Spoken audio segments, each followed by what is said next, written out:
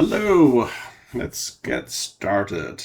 Dun, dun, dun. I'm going to reset my Apple IIe Platinum that I am capturing video on. It's loading up. It's reading off the Floppy Emu disk. It's a Merlin assembler disk it's going to open. And I'm going to show you a bit of a program I've been playing with. It's the start of my learning of this stuff, but let's see how it goes. So it is reading tracks. There's not much excitement, but here we are, the program's opened. Now, I have two disks. As you can see here, just above the cursor, there's drive 1. If I'm going to now press D on this to change drives. Drive 2, D again, drive 1, D2. So drive 2. I'm going to C for cataloged, first one in the menu, to see what the contents of this drive are. There's a bunch of stuff, few things on here, but the one that I care about is the second from the bottom, Zuri. Or is it the third from the top, Zuri.s. I'm going to get back out of this. And what I'm going to do is load that source file. So L for load. And I'm going to load Zuri. If it's going after the .s or not, I don't know. Load the file. So it's going to load it off the disk. The disk is flashing away.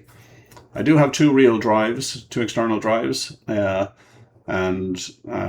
will let you hear the noise of them in a while, but I'm just going to use this. Okay, so editor, so I'm in here, so L to list, and I'm going to hit spacebar to stop this. Oh, stopped. Main program. So this is the assembler. This assembler allows you to put in, code, close to machine code. When this is, you type this stuff in here, you use various commands and parameters, and then you will tell it to assemble it, and it'll create, if it's all correct, machine code, so bare machine code, which is the closest thing to the hardware you can get, and the fastest as well. So, and then that's what this program is about, Merlin. So I will just hit spacebar to let it continue, return to let it continue getting to the end. So that's my listing. Last command in here, as you can see on line 48, is RTS, which is return from subroutine, I believe. Okay, if I go A for append, I can then edit this. Now it opens me up at the bottom of the line, bottom of the file, no idea why. Run up the top. Up in the top right of the screen, you'll see the line number I'm on. So it's now 25, 24, 23. Okay, so what does this program do? It's a simple thing, and half of it doesn't do anything. However, for org is a statement that tells the assembler where we're going to run this program. It's going to run it at 8000 hex. Put head 1. It's going to read the contents of the file called head 1, a text file. And I have put things in there like, the variables, global variables effectively.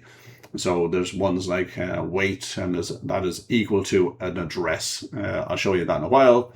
But rather than clutter this whole file up there, I put that in another file. And then when I hit assemble on this thing, it'll read the contents of the head 1 text file, insert it here, and then the rest, it'll assemble that inserted stuff with the rest. Okay. Starts here, entry. So I jump to E2, so I'm jumping straight away. I'm jumping to down here. Why? Because all this stuff here is just, it's going to be data that I'm going to use. So the assembler understands that hex is going to be a value. And I'm not going to get into the details of the assembly language yet. But it's going to start here. And the first JSR is the HGR. And in that head 1 text file, I have HGR defined. And it basically puts the Apple IIe Platinum and Apple IIe and probably other Apples into high resolution graphics mode. I'm going to load a color. I'm going to put, I think this color is white, and I'm going to say set, by calling this H color routine, it'll read the X register, which is LDX, which has got 3 in it. And it'll read that register and say, I'm going to set the color to whatever's in the X register. So it sets it to 3, which let's assume it's white. And then I'm doing is I'm going to draw a border, in theory a border, but this is out of a book, but I didn't finish it. So I'm only drawing the top line. So I'm setting the accumulator, LDH to 0, and transferring that to Y and X, setting both of them to 0. And I say plot, jump to the H plot routine, high resolution plot. And that will plot a dot at 0, 0 in this case. And then I'm telling loading accumulator and X with some other values.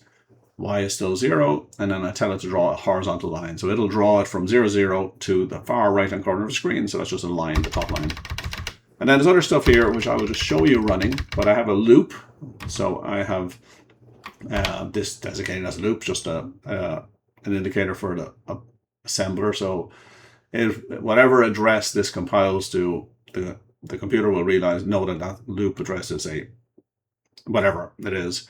And then down below here, when I do a branch to loop, it'll have worked out, and it'll have set the loop address, and it'll work out what it is. So when it says this branch not equal, it will, to loop, it knows the loop address, and it'll jump up above. So this is going to go around in circles for a bit, and what it's doing is drawing some lines. And I will show you this now so you can see it running. So I'm going to spend Apple Q. It is a platinum, so the keyboards are a bit different. I'm going to quit out of this, which is the editing mode of Merlin. Q. I'm back to its main menu. I shouldn't have gone back here. Let me go back in. Edit. I'm in here. L for listing my program. Here it is. And then what I'm going to do is type ASM to assemble all of this assembly language into machine code. It'll fill the screen with a bunch of stuff. And if there's an error, it'll beep like crazy. But let's see. So assembling. Now it's reading that file, that head1 file, in. And it's going through the whole thing. It's doing a whole bunch of stuff. Top of the screen, you see the whole thing is end assembly, 72 bytes, errors 0. If there was any errors, it would have gone beep, beep, beep, beep, beep, beep, beep. It's nuts. Okay. I now have to tell it to do this. Don't know why. The assembly, when it makes that it compiles that thing, it's compiling it and it's storing the machine code somewhere. And then I want to tell it to take it from wherever you're normally storing it and put it at this address at 8000 hex, because that's where I want it.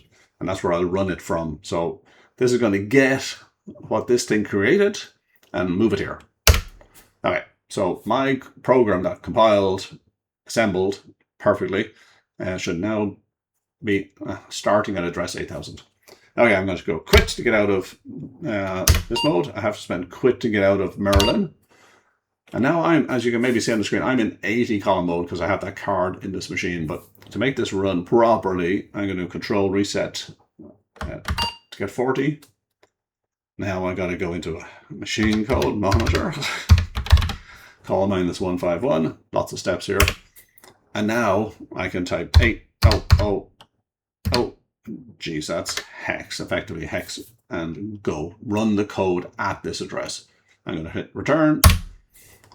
And it draws a bunch of lines in the bottom right of this. So first you see the horizontal line on top. So that was that bit I showed you. And then the looping thing is looping this. Now when I do this again, it will act slightly different because I have a bug in my code, which I haven't found yet.